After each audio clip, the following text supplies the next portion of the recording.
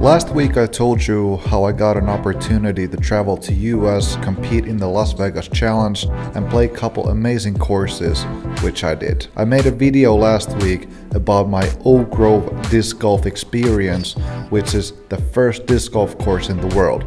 So if you have not seen that, go check it out. This week we're checking out the Morley Field disc golf course in San Diego, which is the most played pay-to-play disc golf course in the world. Enjoy it.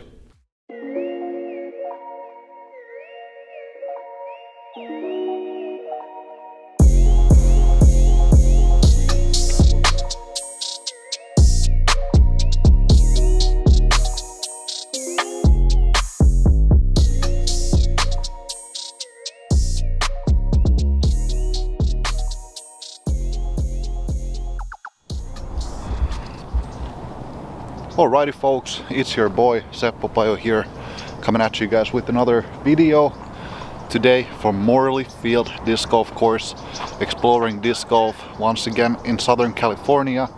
Right now playing the most played pay-to-play disc golf course in the world. I have known this place for a long time. I was here for my first time back in like 2016. And I have seen it. I have seen how busy this place can be. It's $5 for a round and the course opens at 6:30 in the morning. This morning I got here at 6:40 to play a round with Central Coast Disc Golf's Ian Anderson and a couple of his buddies. So I got to join those guys for the round.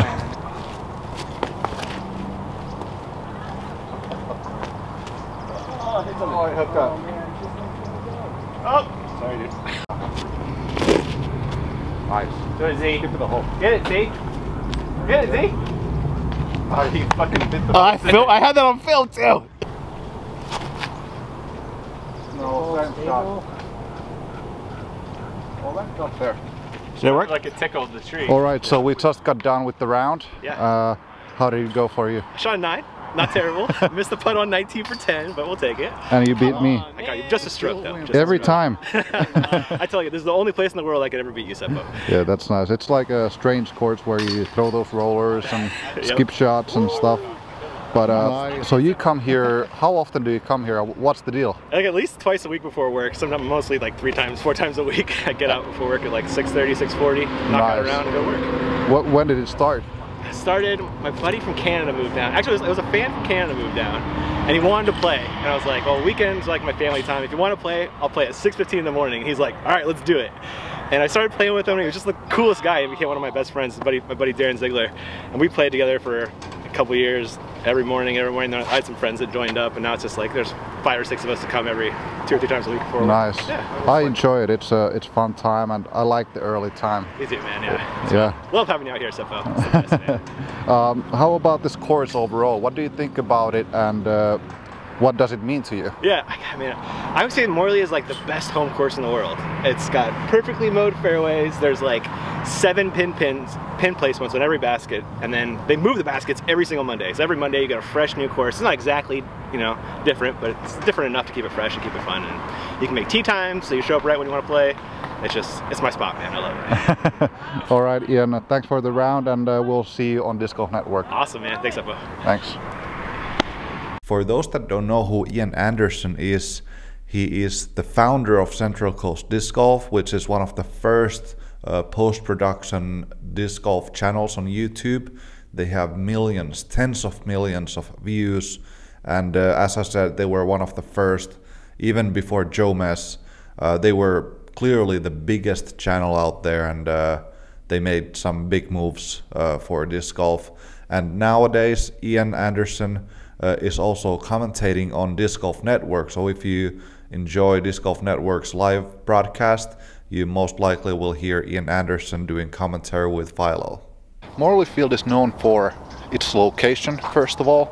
It's pretty near kind of downtown San Diego, so it gives it a very good potential to be a very crowded course, which it definitely is. The holes overall are pretty short. They are, I would say, average length is probably about 220 feet, so about 60 meters, I would say. And they have bunch of employees starting at 6:30 When I arrived here at 6:40, there was a lot of things going on.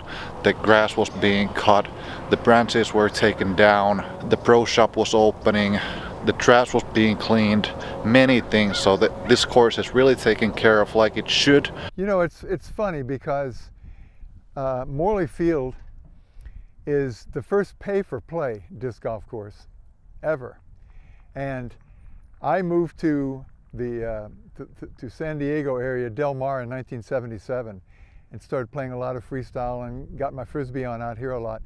And one day I was playing freestyle down close to the zoo, and Snapper shows up and he says, "I'm thinking about putting in a disc golf course here." And I said, "What a great idea."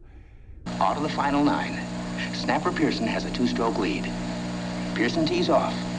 A nice high banking flight that slides to the left and onto the green. Pearson, 1979 World Frisbee Disc Golf Champion. It's a great game, great for young and old, fun for families and singles. It can be fierce competition. We, you know, at that point there was really was Oak Grove, and I think maybe Huntington Beach was a disc golf course, but Snapper wanted to have a pay-for-play, which was, you know, it's 50 cents to play. I thought that was a great idea, and so he put it in, and it's undergone a lot of changes through the years. It gets just an amazing amount of play.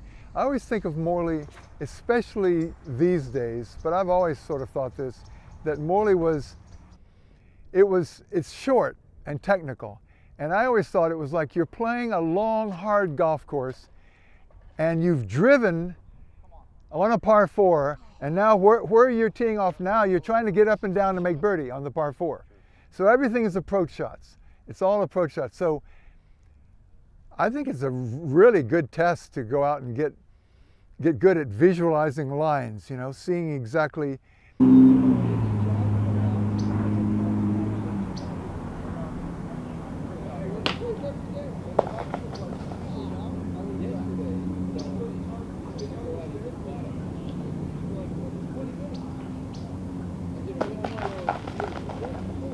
Hole 2, I think it's like 250, but a nice tunnel. Wow, that was a nice putt right there. But this has to be one of the most wooded holes in SoCal, I would say.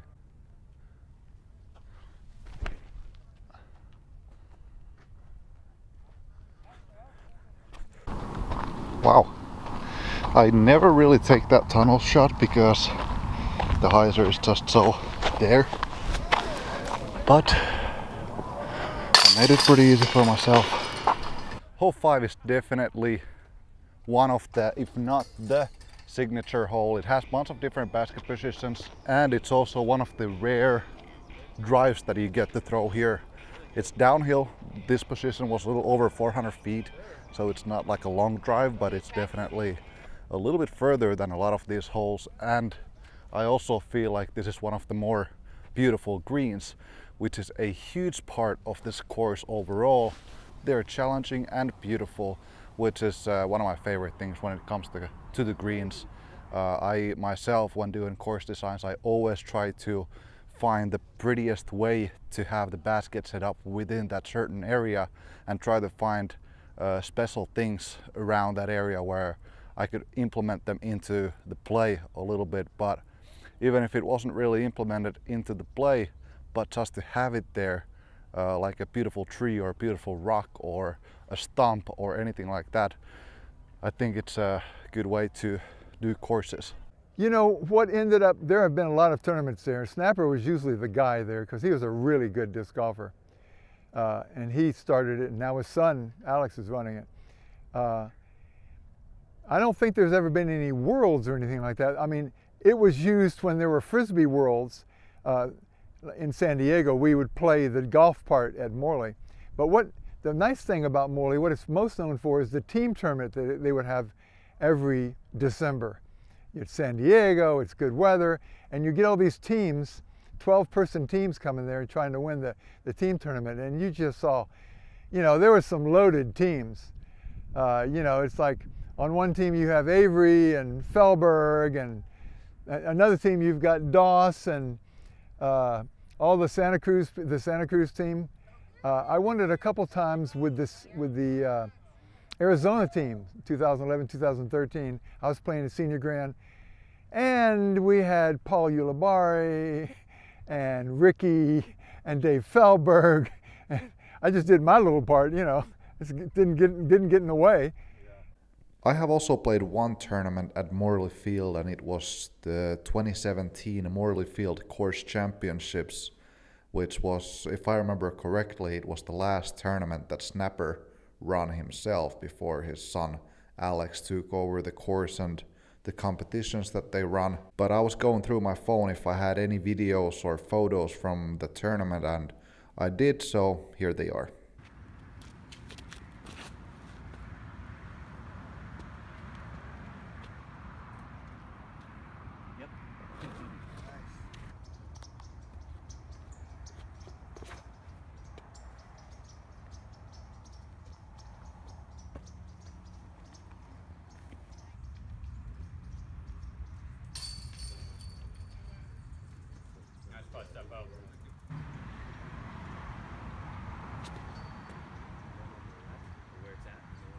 Perfect spot. Get in the hole. Yeah, Sappa.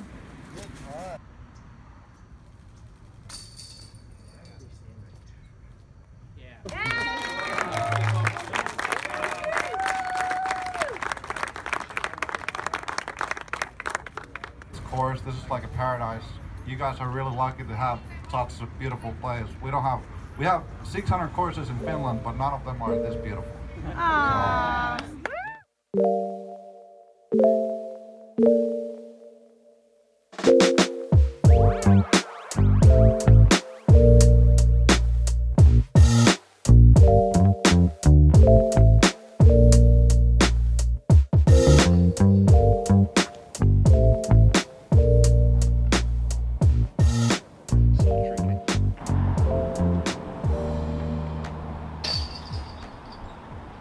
So this is actually hole 18, but they do have 19 holes. I think at some point they were having 18 holes, but they just ended up finding more area or something and figured out another hole, which I think is actually not a bad idea here. I'm usually not a big fan of 19 holes, but here it actually makes sense because this place is just packed. They get so many people that any extra holes is probably going to do good for them. But hole 18, visually, once again, unbelievably pretty hole. It's a sidearm hole, at least in this position. Yeah, I'm flicking it with my distortion.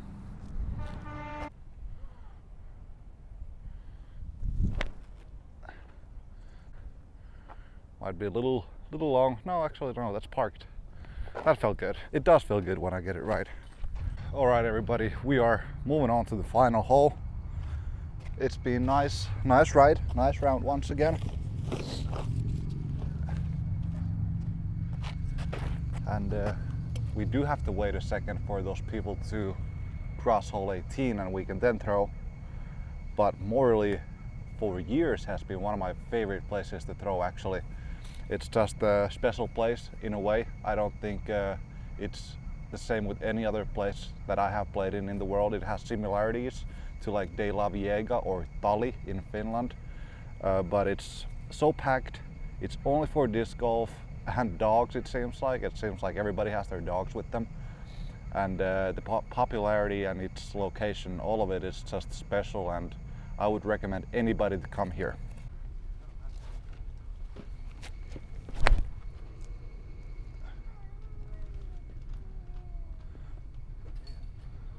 Thank you. So that was Morley Field Disc Golf Course and my experience there. I have experienced it many times before, as I have said, but I think Ian Anderson said it perfectly about the course when he said that he thinks it's the perfect home course, and I do agree with that so much, because if I had to choose one course that I had to play for the rest of my life, Morley Field would be pretty high up there because it's enjoyable, because of its technicality and its beauty. It's enjoyable for anybody, I would say. and it does have the potential to be also a little bit longer layout, so that's also a great thing. I want to thank Snapper for starting the project of Morley Field and everybody that has helped throughout its path, and now Alex for running the place and all the employees that work at Morley Field. Thank you for keeping it as great as it is. Thanks to you for watching this video. I do hope that you enjoyed it. If you did, please consider subscribing to this channel. Give it the thumbs up if you feel like it, and please let me know if you have any good ideas for subjects or courses that I could cover for Exploring Disc Golf video series. I'm trying to make 5 to 10 of these this year, so would be great to get some opinions on where or what should I do next on this video series. Thanks for watching, and I'll see you guys next time. How many people do you get a day usually? 300 to 500. 300 to 500 people, I would say.